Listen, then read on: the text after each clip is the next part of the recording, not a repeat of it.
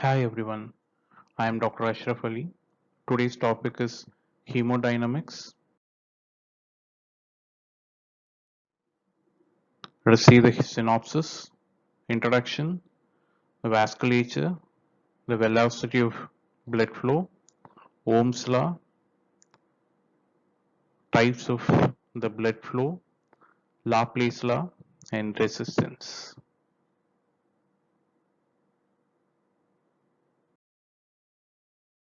Dynamics.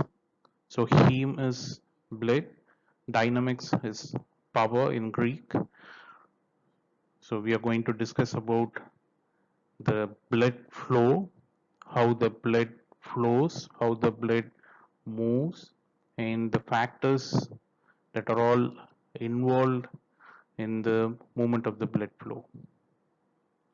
So before going into the proper topic, so what are the major functions of the circulatory system? So it is transporting nutrients to the tissues, transporting waste products away from the tissues, and also transporting the hormones.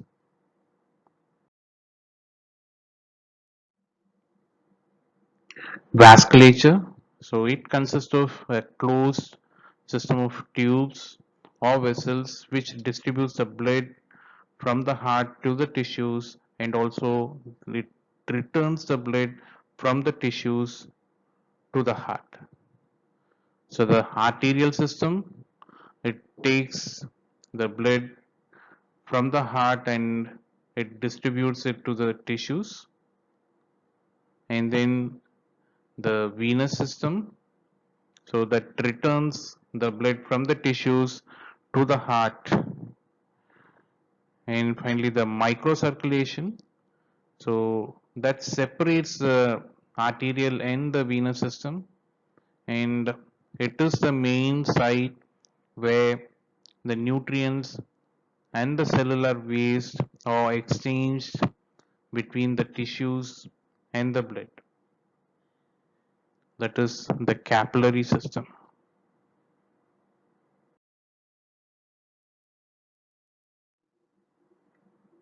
So there are different types of blood vessels. To start with, the elastic arteries. So they are aorta, the large arteries, and then pulmonary artery and the major branches. So they have the elasticity. So these elastic recoil, it maintains the continuous blood flow and also the diastolic arterial blood pressure. So which helps in the recoiling of the vessels. So in the elastic arteries, smooth muscles are arranged spirally. They are more elastic. And the next one is the conduct arteries, which is present in the cerebral, cerebral coronary popliteal and radial arteries. So they have thicker smooth muscle in tunica media, and they have very few elastic fibers in it. And the next type of vessel is the resistance arteries, so which is present in the smallest terminal arteries and the arterioles, which is precapillary resistance vessel. So single layer of smooth muscle is present in the tunica media in circular fashion. It regulates the local blood flow to match the local demands. So it is the main site of peripheral vascular resistance, and it lacks the elastic fibers obviously. And the next type of vessel is the arteriovenous anastomosis. So it connects the arteriole to venules by bypassing the capillaries. They are shunt vessels, so which is present in skin and the mucosa. So they also regulate the temperature. So they function under the control of sympathetic innervation, and they have no nutritive function. So it also prevents freezing and cold damage to the extremities. And the next type of vessel is the exchange vessels. So they provide oxygen and nutrients to the tissues. It is made up of a single layer of endothelium. So they have modified smooth muscles, that is the pericytes, so guarded by precapillary sphincters. So they have the maximum cross-sectional area, which is 1000 times more than the aorta. So minimum velocity in circulation is seen in the capillaries. And finally, the capacitance vessels. So they are the veins. So these store large volumes of blood. They are thin walled. So it though it has elastic content, which is very minimal.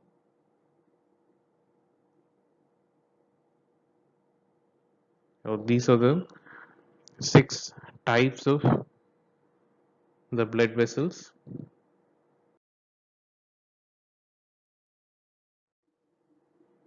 Coming to the volumes of blood in the circulation. So there are 2 types of circulations we know, that is the systemic circulation or the greater circulation, and then the pulmonary circulation or the minor circulation or lesser circulation. So the systemic circulation takes the blood to the tissues, and the pulmonary circulation takes the blood towards the lungs. So in the overall circulation, systemic circulation is that has around 84%, and the remaining 16% blood is by the pulmonary circulation. So in the systemic circulation, so 64% is present in the veins, venules, and venous sinuses. So that's why it is called as capacitance vessels. They store the maximum blood, so that is 64%, and 13% in the arteries, and 7% in the capillaries and the arterioles. And then pulmonary circulation has 16%. So in that, heart contains 7%, and then the pulmonary vessels, they contain 9%. So blood flows in the circuit at the rate of 5 liters per minute, which is equivalent to the cardiac output, which is cardiac output.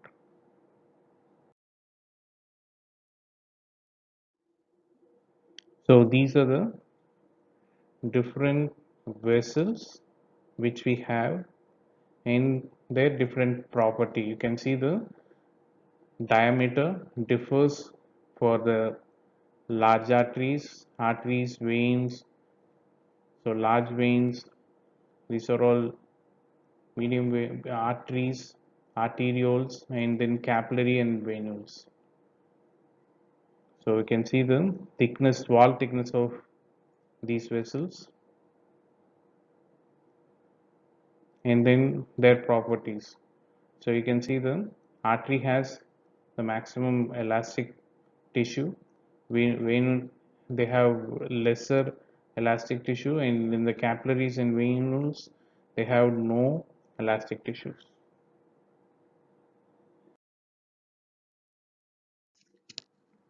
What are the major functions of these blood vessels?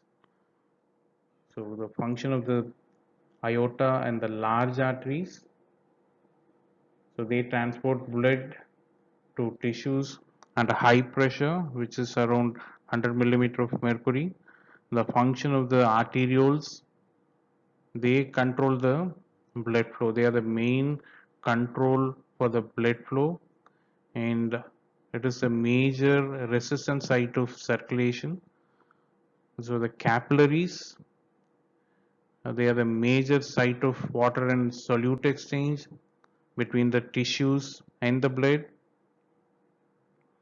So the function of the large veins and venules, so they return the blood to the heart under low pressure, that is as low as 0 millimeter of mercury. So they also serve as a reservoir of blood. So majority of the blood volume, which is around 64%, is located here in the veins. And then the function of the pulmonary circulation, it is a major site of oxygen and carbon dioxide exchange.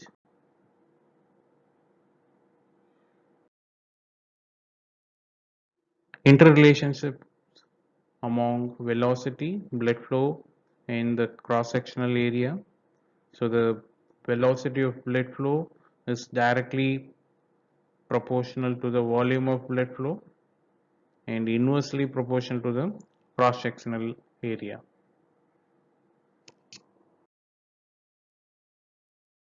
Blood flow, it is the quantity of blood that passes a given point in the circulation in a given period of time.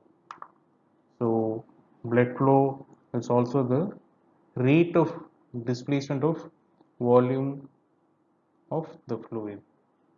So the unit of blood flow is usually expressed in units of volume per unit time, so in millimeters or in liters per minute.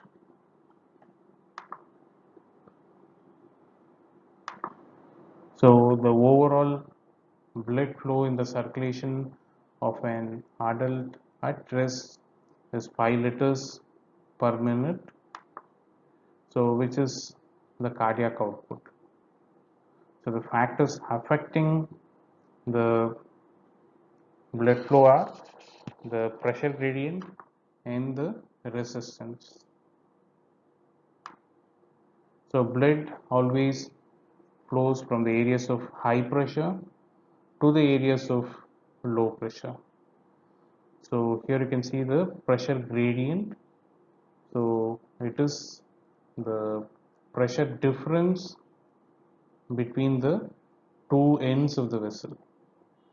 So that is P1 minus P2. So these pressure or the forces that forces the blood through the vessel. So the vascular resistance, so it is an impediment to blood flow through the vessel.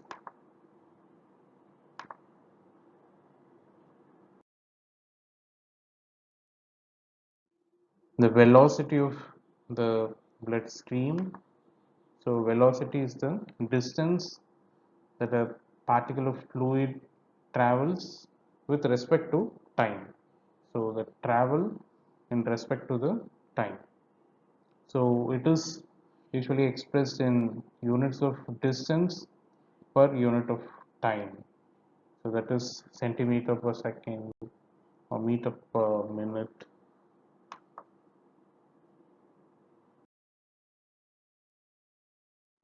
So which of the component of the circulation has the largest cross-sectional area? So the largest cross-sectional area uh, is in the capillaries, which is around 2500 centimeters. So this cross-sectional area of the capillaries is 1000 times more than the aorta. So aorta has only 2.5 centimeter, whereas capillaries has 2000 500 centimeters.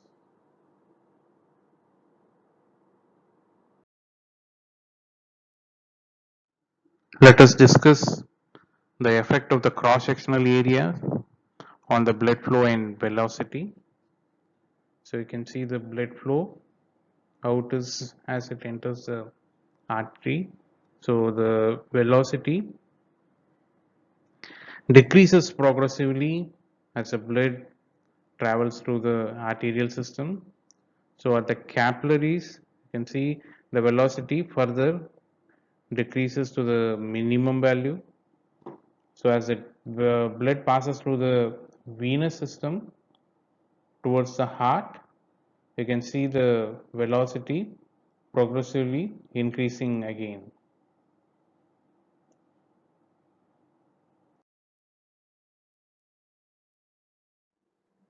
Let us discuss about the orders of various properties of blood vessels. So velocity is the speed at which the blood flows in the circulation. So velocity of blood flow is inversely proportional to the cross-sectional area. So the order of velocity of blood flow. So aorta has the maximum velocity of 40 centimeters per second and capillary has the minimum velocity. So order of cross-sectional area. So capillary has the maximum which is around 2500 centimeters and aorta has the minimum which is around 2.5 centimeters. So the order of pressure, aorta has the maximum pressure of 100 millimeter of mercury, whereas the venous system there is a vena cava which can go as low as 0 millimeter of mercury.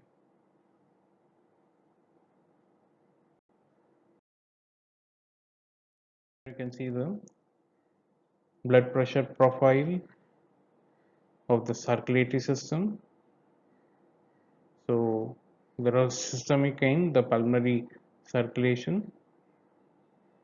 You can see in the large arteries. So the pressure can be as high as 100 millimeter of mercury, and in the larger veins it can go up to 0 millimeter of mercury. So there are high pressures in the arterial system and low pressures in the venous side of the circulation, then the arterial side, and there is large pressure drop across the arterial, arteriolar and capillary junction. You can see the drop in the pressure here at this junction.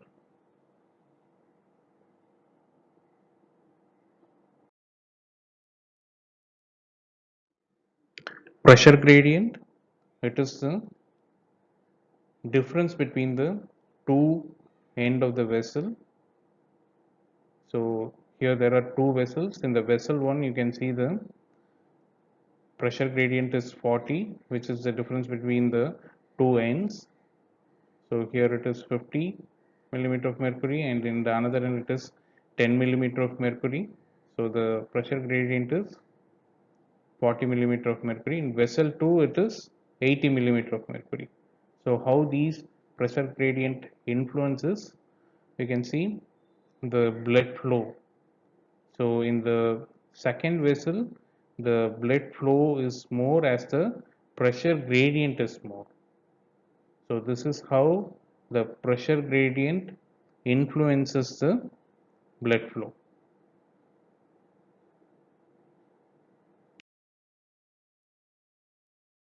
So flow pressure resistance relationship.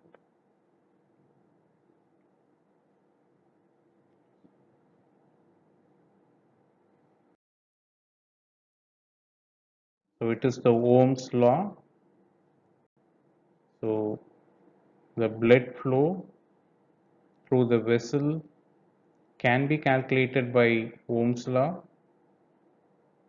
So blood flow is directly proportional to the pressure gradient but inversely proportional to the resistance. So F is the blood flow, and this is the pressure gradient, and R stands for the resistance. So pressure gradient is the difference between the P1 and P2. The pressure gradient is P1 minus P2.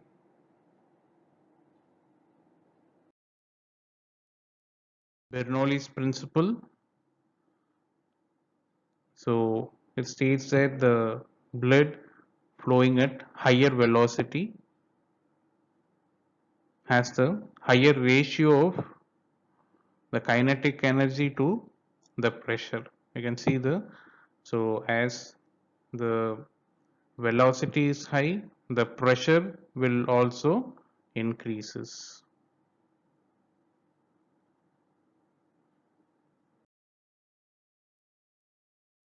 Let us discuss about the types of the blood flow. The first one is the laminar flow or the streamline flow in the blood vessels. So when the blood flows at a steady rate through a long, smooth blood vessel, it flows in streamlines. You can see the streamlines with each layer of blood remaining in same distance. So from the vessel wall. So the laminar flow is silent. It will not make any noise, which is very, very important to know. So within the blood vessels, so there is an infinitely thin layer of blood in contact with the blood vessel. So this layer will not move, which is in contact with the wall of the vessel. And the next layer within the vessel has a low velocity, and the next layer has the higher velocity, and then finally the so forth, the velocity being greatest in the center of the stream. So this laminar flow helps to reduce the energy loss in the flowing blood.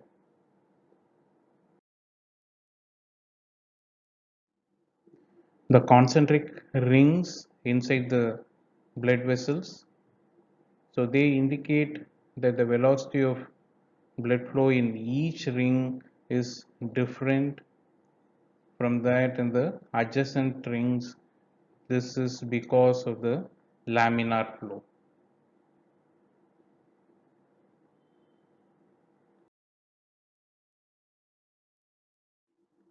So the parabolic profile for velocity of blood flow.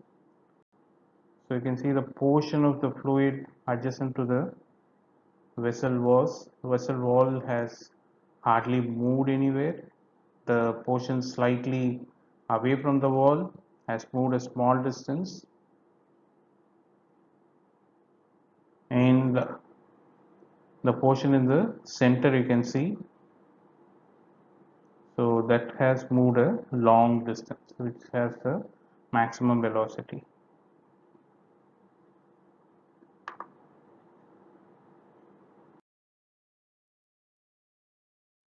Poiseuille's law, so which states the relationship between the blood flow in a long narrow tube, the viscosity of the fluid, and the radius of the tube.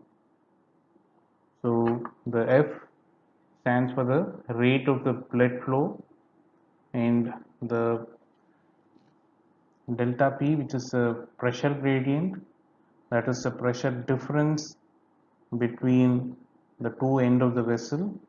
So R stands for the radius of the vessel, and L stands for the length of the vessel, and this is the viscosity of the blood.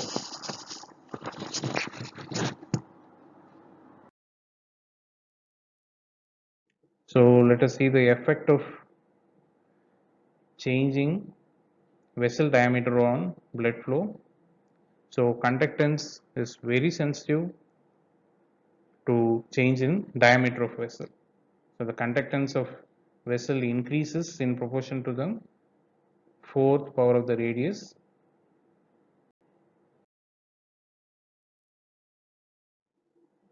So how do change in the hematocrit or the viscosity affect the blood flow? So when there is increase in the hematocrit, so that increases the blood viscosity, and as the blood viscosity increases, the resistance will also increase. The vascular resistance will also increase. So the factors that affect the blood viscosity or the hematocrit and the plasma protein, and the types of proteins in the plasma, that also makes the difference, and also the resistance of the cells to deformation.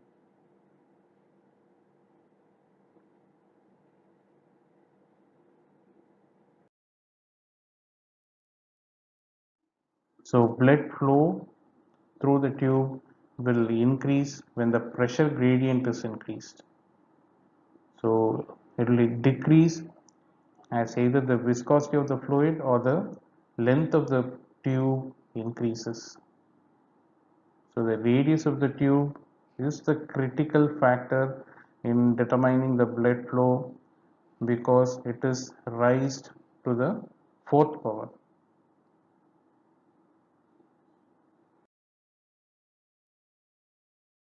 Critical velocity, so the laminar flow occurs at velocities up to a certain critical velocity.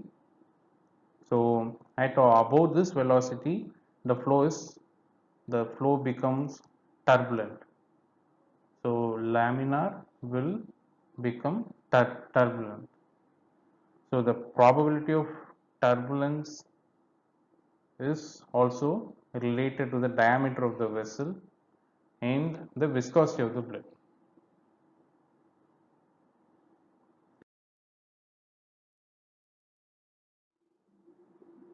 Turbulent flow of blood. So irregular motions of fluid elements that develop in the flow of fluid through a tube. So the fluid elements, they do not remain confined to definite laminae. So you can see they are rapid and radial mixing occurring here. So the causes of the turbulent blood flow is because of the increasing velocity. So that is the high velocity of blood flow, and then the sharp turns in the circulation, and then rough surfaces in the circulation, and then rapid narrowing of the blood vessels. So all these factors influences the turbulent flow of blood.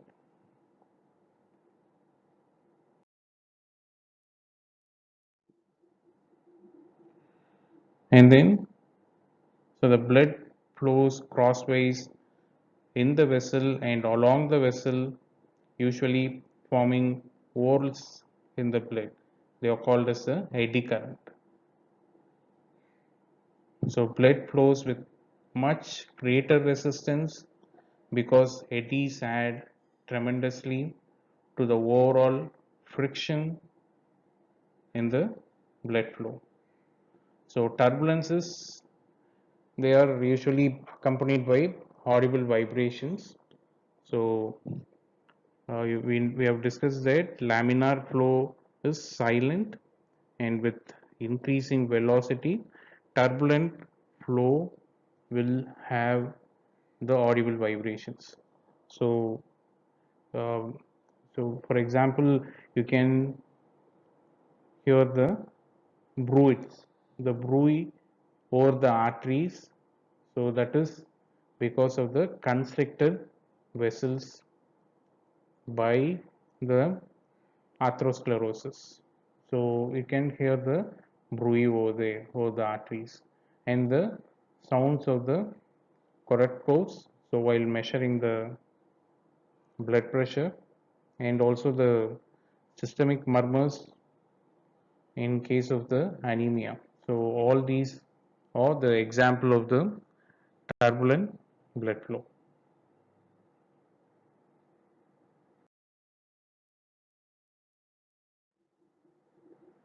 The effect of wall stress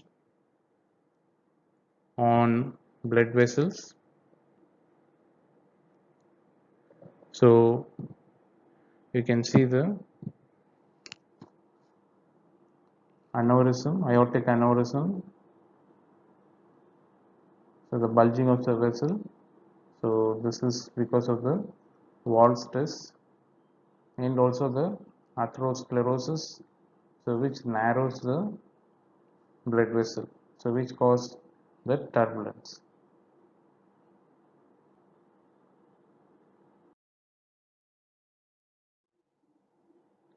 Moving on to the Reynolds number. So this Reynolds number is not the Penn's number. This is different. So Reynolds number.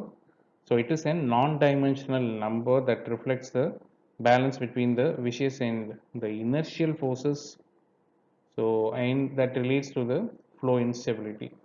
So this Reynolds number, so that uh, indicates the tendency for turbulence to occur.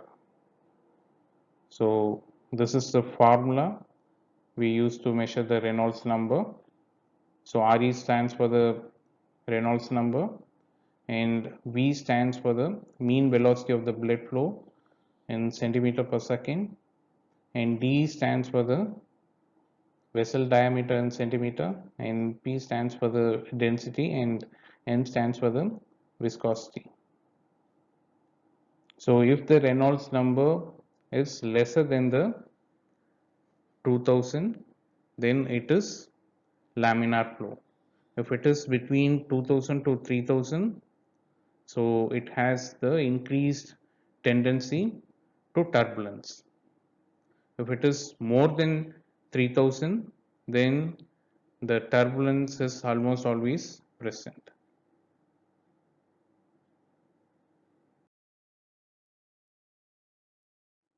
So these are the various Reynolds number and its representation.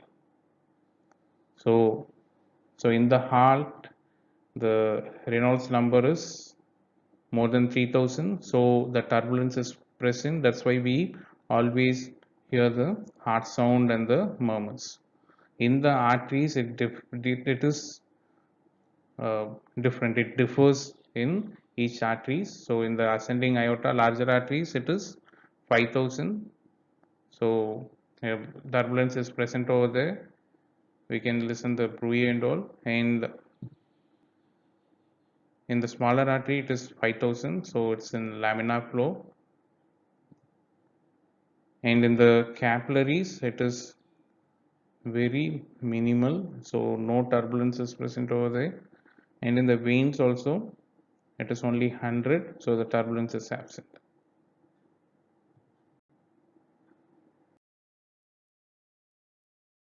So this graph indicates the effect of turbulence on the perfusion pressure, the x-axis, and the blood flow in the y-axis.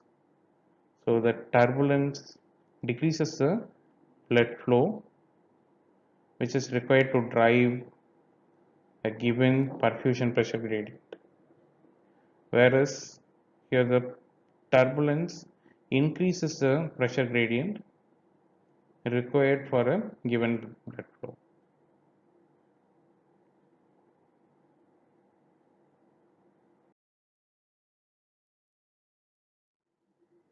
Critical closing pressure. So this is the pressure at which the flow ceases, which is called as a critical closing pressure. So when the intraluminal pressure, so that falls below the tissue pressure, they collapse the vessel wall and the ceases the blood.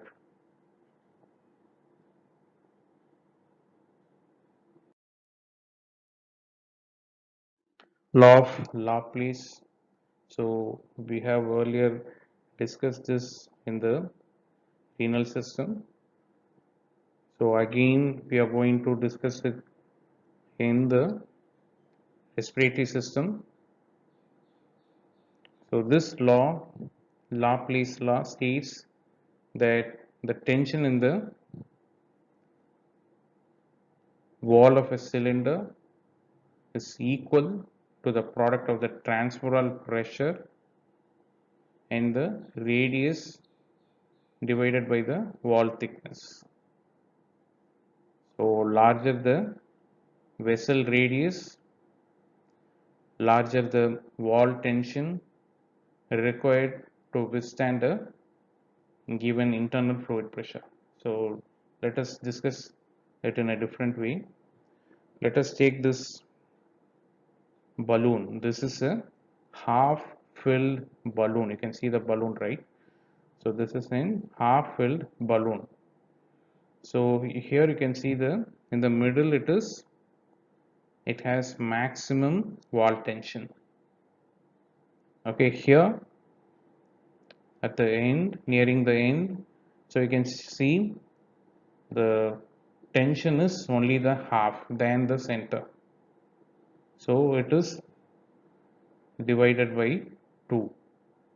So nearing the end, it is the tension is much lesser, and in the end you can see at one end it is the wall tension is very little.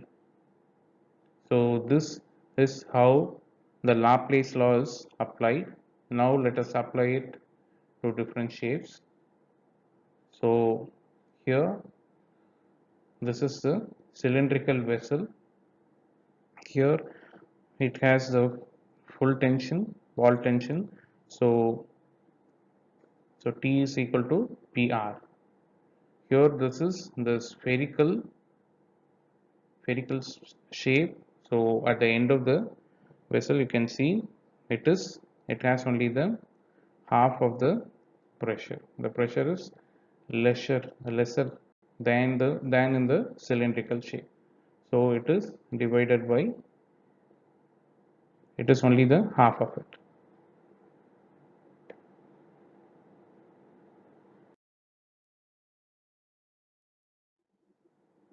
So our law of Laplace in the dilated heart. So when the radius of the cardiac chamber is increased, a greater tension must be developed in the myocardium to produce any given pressure. So dilated heart must do more work than the non-dilated heart, right? So the non-dilated heart can have a little pressure, whereas a dilated heart needs much more pressure to do it work, right? So as it is much more dilated than the non-dilated heart.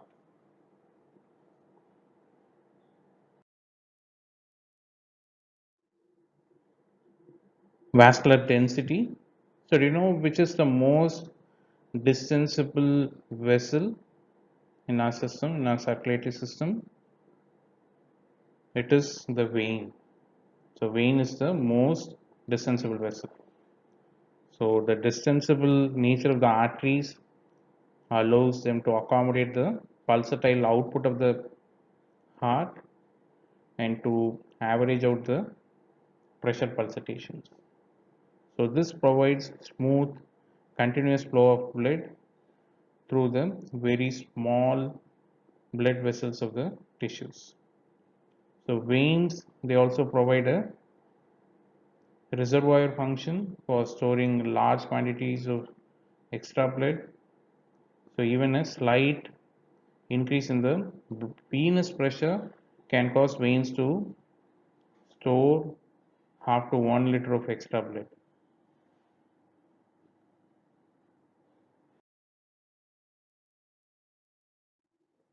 Vascular compliance. So the total quantity of blood that can be stored in a given portion of the circulation for each millimeter of mercury pressure rise is called as compliance, or capacitance of the respective vascular bed. So compliance is equal to distensibility into volume. So the compliance of a systemic vein is about 24 times more than its corresponding artery.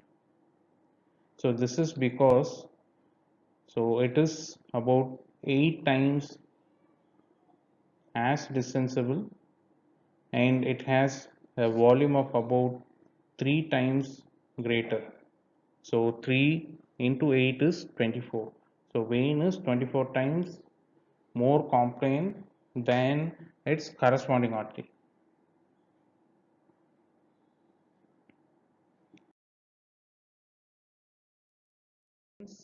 Is the impediment to blood flow in a vessel.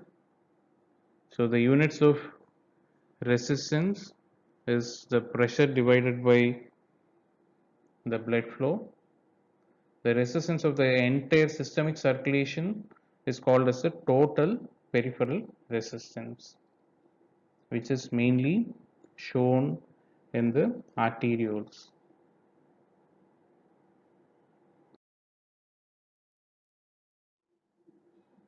Resistance to blood flow in series. So the arteries, arterioles, capillaries, venoles, veins, they are all collectively arranged in series. Assuming this is a arterial end, this is capillary, and this is a venous end. So when the blood vessels are arranged in series, the flow through each of these vessels is the same, and the total resistance to the blood flow is equal to the sum of the resistance of each of these vessels. So which is R1 plus R2 plus R3. So the total peripheral vascular resistance is equal to the sum of the resistance of all these vessels. So which is R total. So which differs in the resistance to blood flow in the parallel series. So in parallel and in series it all differs. So blood vessels, so they branch extensively, right, to form the parallel circuits to supply blood to many organs and tissues. So this parallel arrangement permits each tissue to regulate its own blood flow independently of flow of the blood flow to the other tissues. So for blood vessels arranged in parallel, the total resistance to the blood flow is expressed as 1 by R total is equal to 1 by R1, 1 by R2 plus 1 by R3. So for a given pressure gradient, greater amount of blood will flow through this parallel system than though any of the individual vessels. So the total resistance is far less than the resistance of any single blood vessel.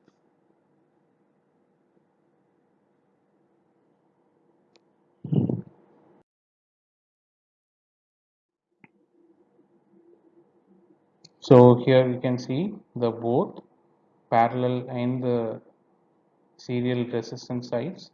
So the parallel arrangement allows independent blood flow between the tissues.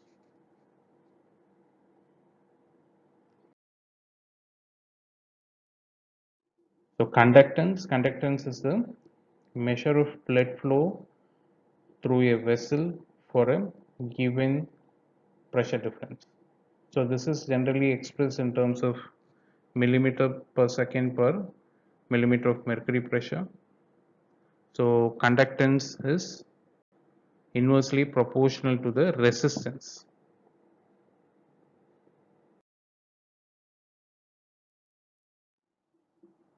Summary.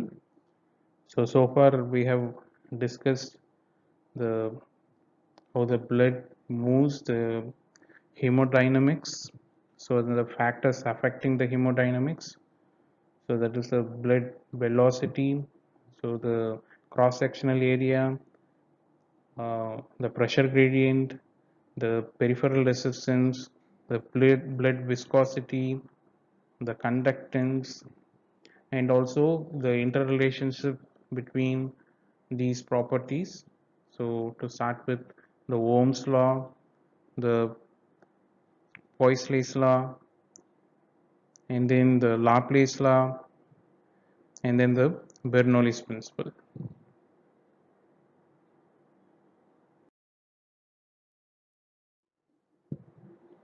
References: G.K. Pal, Hindu Purana, Guyton and Hall, and William Gannon.